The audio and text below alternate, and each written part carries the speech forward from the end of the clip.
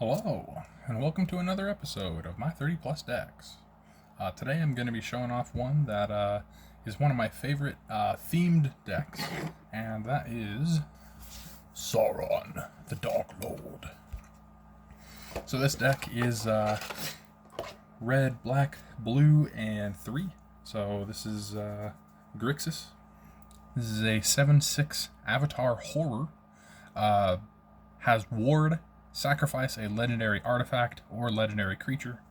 Whenever an opponent casts a spell, amass Orcs 1.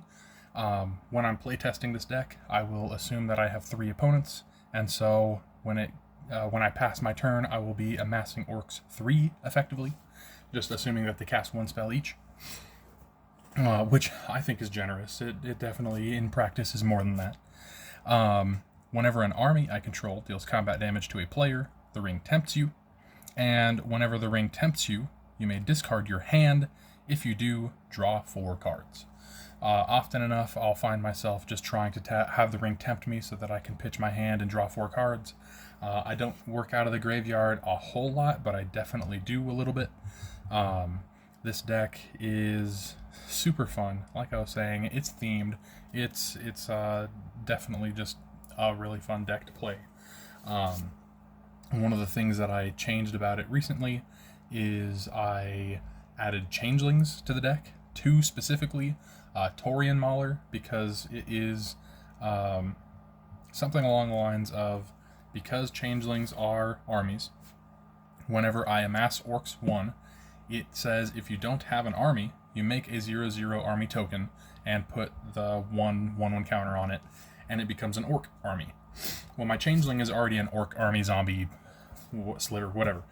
And so I did mention sliver. There's no sliver synergy in here. I'm just going to say that. I don't own any sliver synergy deck. I have a friend that I pass those on to. Continuing.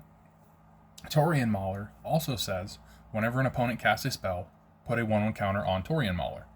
So effectively, I can have it to where whenever an opponent casts a spell, I'm putting 2 1/1 counters on Taurian Mauler because it is my chosen army. The other one that I have, which is almost one of my favorites, it probably is the better one, is Changeling Outcast. That's the one. 1 black, 1/1, can't block, but can't be blocked, and it's a changeling, so it's my army. And it being able to swing and just hit without being blocked means that I can have the ring tempt me as often as I want, because that's an army dealing combat damage to a player. The ring will tempt me. I can pitch my hand and draw 4 cards if I want, or I can just have the ring tempt me because there are other benefits of that happening in the deck. Either way, I've shuffled up. I've got my hand ready and ready to jump in. Yeah, let's go turn 1. Draw. Go ahead and... Ooh. Sure. Let's go Maestro's Theater. It will immediately sacrifice. Bam, here's a swamp. I'll have that enter the battlefield tapped. I will shuffle, and I will also gain 1 life. But this is not a life gain deck, so I am not going to be keeping track of my life. There we go. Bam. Turn 2. Untap. And draw. Very nice. That's going to be a Spire Bluff Canal. It enters tapped unless I control 2 or fewer other lands. I will tap these 2 and cast an Arcane Signet. Go on turn 3. Untapping, upkeeping, drawing. There we go. Let's go ahead and play a Seething Landscape. I think that I will crack that Seething Landscape and search for a mountain. There we go, mountain.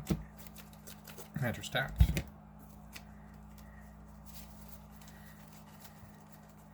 Shuffling.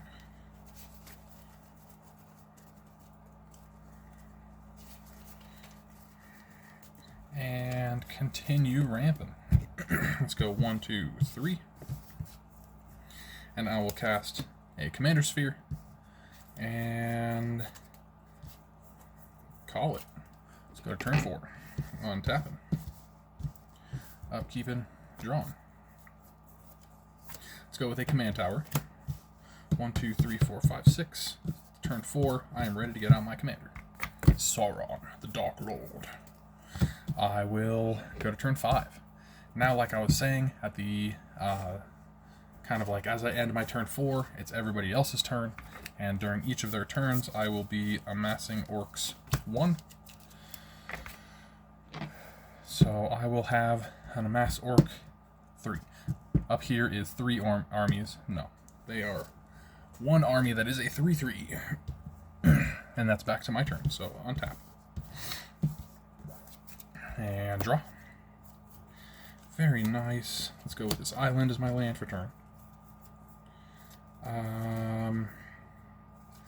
I will cast for red and 2 a Grinning Ignis. I'll get to that one in a second. I'm also going to tap for 1, 2, and cast a Suspicious Bookcase. And then I'll get into him. Grinning Ignis, for 1 red, I can return him to my hand and get 2 and a red to my mana pool. That is his mana cost. And so it's effectively that I can get a little bit of a mana boost. I get him out this turn, and then next turn for 1 red, I get 2 and a red. So net 2 mana. And then in a future turn, if I want to do that again, I can just recast him. Older tech, still worthwhile tech. And then the Suspicious Bookcase, it's a 0/4 defender. I can tap 3 and it to have target creature unblockable that turn, which I will probably choose my army next turn if I'd like. Let's see.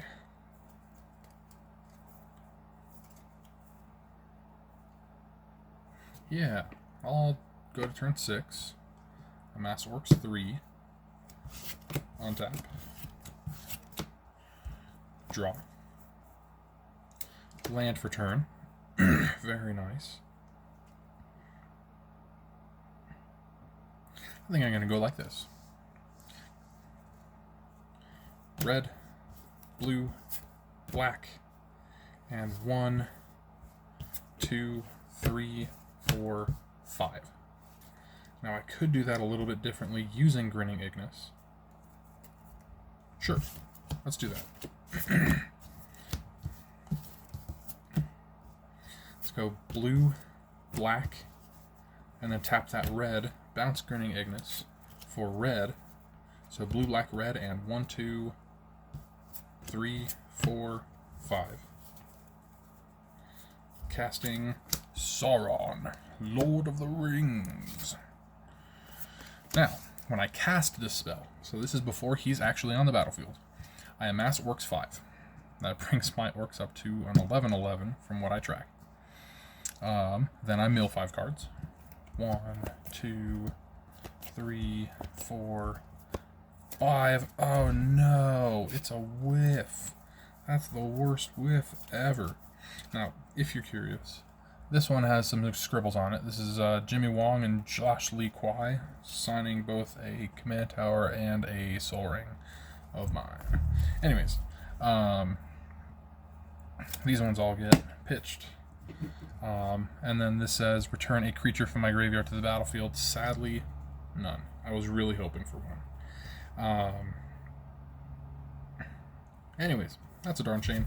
He resolves. He is a 9/9 trample, and whenever a commander an opponent controls dies, ring tempts me. Right, let's just continue and swing with my 11/11 army. How about? I'll assume that it gets blocked. Going to turn 7. Come on, tapping. It really is something where it's like I had other things to do, but I really thought that that was a good choice. I was hoping to get a creature. Draw. Land. Let's go red, blue, and 1, 2, 3. Casting Gandalf the Grey. Whenever I cast an instant or sorcery spell, I choose one that hasn't been chosen. Either I may tap or untap target permanent, have him deal 3 damage to each opponent, copy target instant or sorcery spell I control and choose new targets for the copy, or put him on top of his owner's library. Red and 2.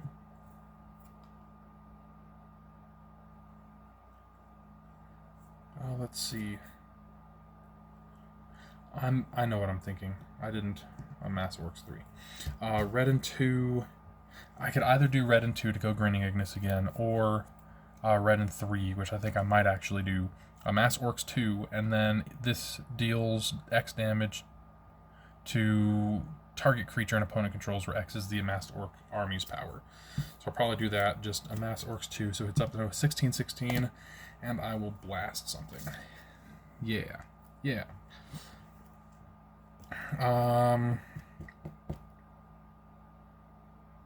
Actually, I don't think I'll do that. I'm gonna back that up. I'm just gonna go ahead and tap 3. Tap Suspicious Bookcase. Hit somebody for 14 in the face with my Orc army. That will have the ring tempt me. That will be tempting my Orc army. It is legendary. Can't be blocked by creatures with greater power. Pitch my hand. 1, 2, 3, 4. Ooh.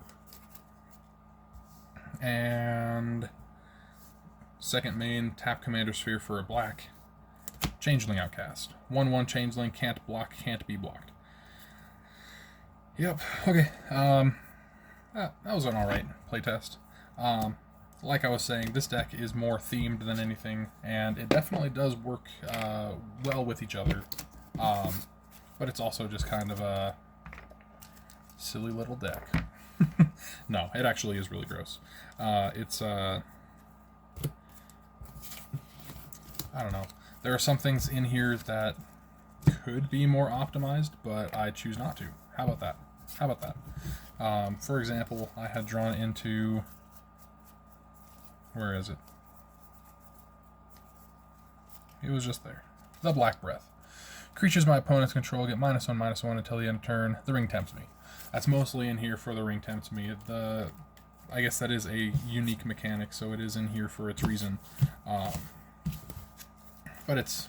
if I really wanted to kill my opponent's creatures, -1/-1 is not the way to go. Something like that. Alternatively, I could make it into something that's like, consistent unblockable if I was really wanting to go that route. Or, like I was mentioning, I really don't have anything that actively works out of the graveyard, and I could, but I don't want to. I don't think there's much need.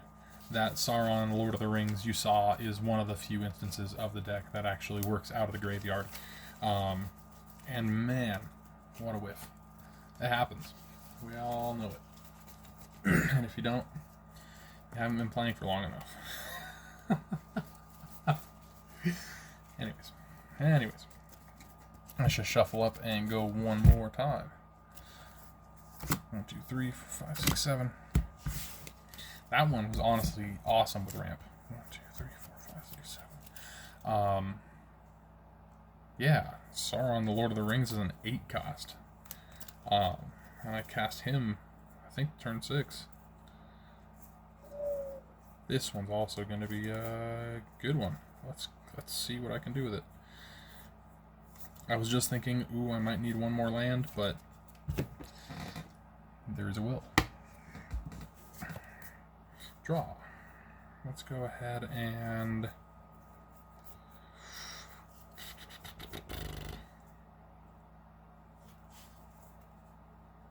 Yes. Land for turn. Tap. Mountain Cycle. Oliphant. See, now if I had something like that last game, I would guaranteed have some target for Sauron Lord of the Rings. That'd be great. And then when that enters, target creature gets +2/+0 and trample until the end of turn, which could easily be that Orc army. Giving it trample makes it maybe not guaranteed to get through, but a lot more likely to get through, depending how big it is. Alright. Shuffled for that. Mountain to my hand. 1, 2, 3, 4, 5, 6, 7. Turn 2. 1 tap. And draw. Land. Tap. Blackblade Reforged. I thought that was appropriate as Sauron's sword. Or Yeah, exactly. Sauron's sword. Untap, upkeep, draw. And cool. I've got red. I can search for blue or black, but I have black here. Let's go red and 2 for chaos. I mean, Descent into Avernus. That is on my upkeep. I put 2 descent counters onto the enchantment, and then each player creates X treasure tokens and deals. This enchantment deals X damage to each player, where X is a number of descent counters on this enchantment. Descent into Avernus. It's a Baldur's Gate thing. My buddy knew exactly what the what the thing was, and he was like, "Yes, that's appropriate." It was a crazy game, and this will be too. Let's go on to turn 4, which is untap, upkeep. I actually have an upkeep. 2 counters on Descent into Avernus.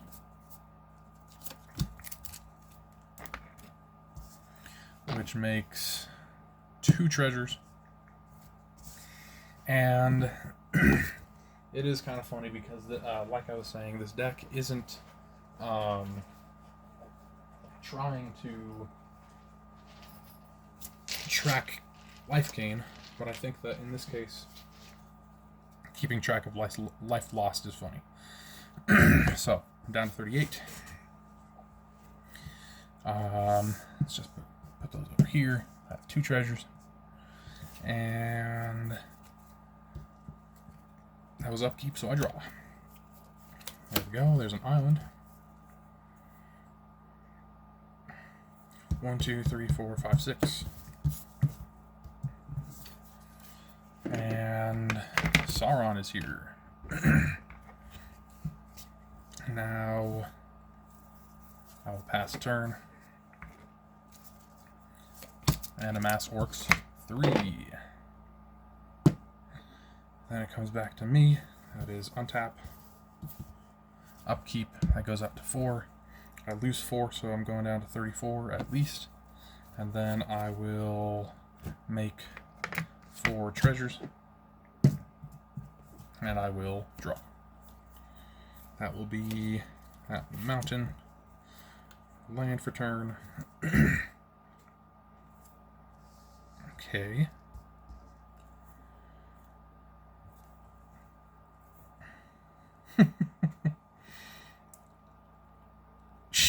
Sure. Black and 2. No. Black, red, blue. For black and 2. Painful Truths.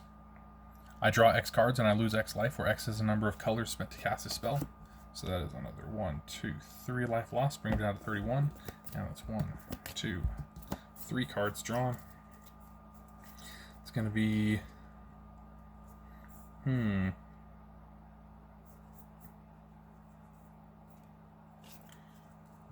Black, black, and 1, 2, 3. Casting Sauron, the Necromancer. Whenever he attacks, I exile target creature card from my graveyard. I create a tapped and attacking token that's a copy of that card, except it's a 3/3 black Wraith with Menace. At the beginning of the next end step, I exile that token unless Sauron is my ring bearer. Very neat. I only have 1 treasure left. Let's move on to turn 6. Passing that is I amass Orcs 3, even though they will honestly probably be double casting with Descent into Avernus. Avernus is yes, whatever. Untap. Next turn. Untap. Upkeep, which is 6 more treasures and 6 more life lost, which brings it down to 25. And then I draw. That will be... Well, let's see. Sure. Looks like more mountains are better. Let's go 1 red, 1 blue, and 1, 2, 3, using that 3rd one with the treasure. And I will cast Gandalf the Grey, again. Even though I don't really have any instants or sorceries in my hand. But continuing, that'll be 1 red for Goldhound. First Strike Menace, 1/1. I can tap him, sacrifice him to get 1 of any color, but might not. Then 1 red and 1/2. Casting Grishnak, Brash Instigator, there we go. And that is when he enters, I amass Orcs 2, so that's up to 8. And when I do, until the end of turn, gain control of target non-legendary creature an opponent controls with power less than or equal to the amassed Orc's power. On tap it gains haste. So I can take control of someone's non-legendary creature with power 8 or less, which is great. I will do that. I will... Oh, let's see. It's like I want to put the Blackblade Reforged onto something, which right now Sauron is the only one that could be equipped and also attack. That being said, I would have to exile that Oliphant from my graveyard, which isn't the worst thing.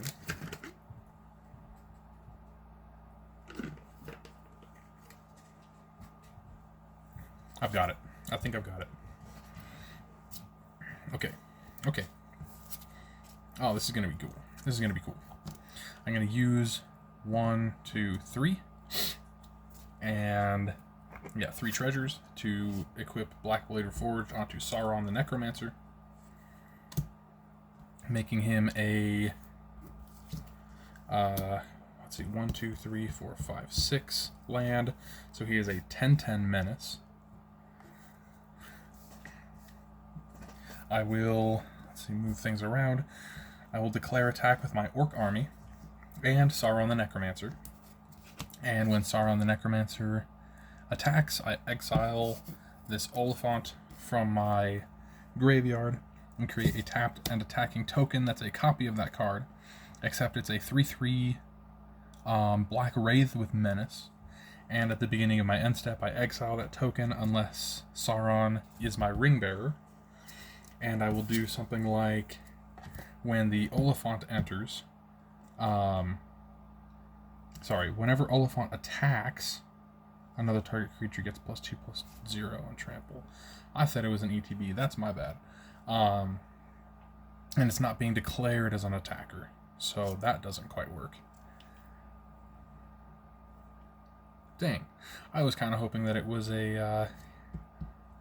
ETB gives something +2/+0 and trample, so that'd be a 10/8, but that doesn't work the way I wanted. That's also fine. I will have a 4th creature attacking because of the Grishnak Brash Instigator.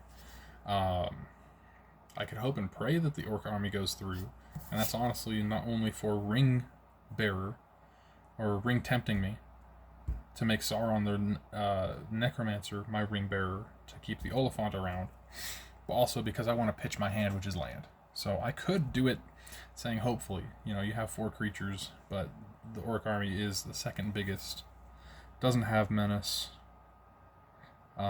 it's easy to block, doesn't have trample. It's easy to block, I'll say that much. So sadly, I'm going to go with what's more difficult and makes more sense, which is this gets exiled, this does not get through, ring does not tempt me, but you're still a huge creature. Let's go on to turn 7 and see how much life I'm at on tap. Also, 1, 2, 3 amass, so you're at 11 right now. This goes up to 8, so I lose 5, 6, 7, 8. And I get 8, which puts me up to 9 treasures. I'm at 17 life. I draw.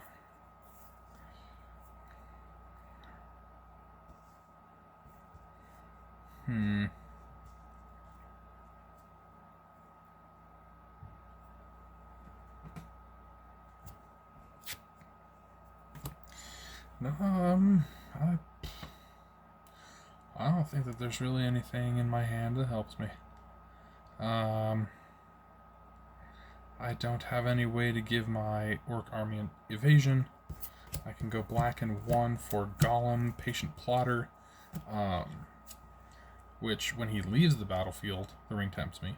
I can tap a black and sacrifice a creature to return him from my graveyard to my hand, and that doesn't do anything because he's not in my graveyard.